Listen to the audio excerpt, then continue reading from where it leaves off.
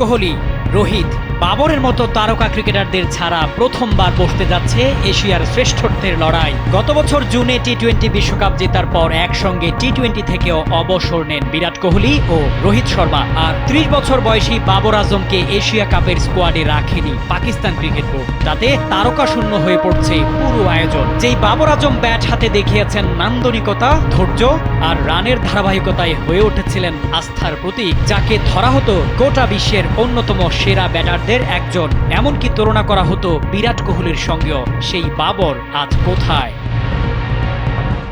টি-20তে পারফরমেন্সের গ্রাফ খুব খারাপ না হলেও বাবরকে কেন নেওয়া হলো না স্কোয়াডে? সবশেষ টি-20 খেলেছেন 2024 সালের ডিসেম্বরে দক্ষিণ আফ্রিকার বিপক্ষে।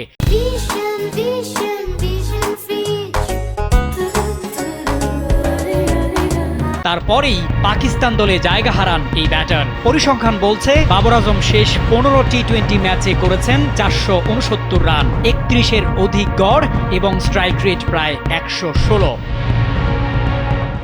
তবে আধুনিক টি-20 ক্রিকেটে তা যথেষ্ট আক্রমণাত্মক নয়। তার জন্যই কি সিনিয়র এই ক্রিকেটারের প্রতি এমন অনীহা? তা না হলেও টিম কম্বিনেশন এবং অভিজ্ঞতা বিবেচনায় এশিয়া কাপের মতো বড় আসরে বাবর আজমের মতো তারকা ক্রিকেটারকে দলে রাখতেই পারত নির্বাচকরা। সম্প্রতি পাকিস্তান ক্রিকেট টালমাটাল পরিস্থিতির মধ্য দিয়ে যাচ্ছে, আর এতেই কি কপাল পড়ল বাবরের? এশিয়ার এই শ্রেষ্ঠত্বের লড়াইয়ে কতটা মিস করবে বাবর ভক্তরা?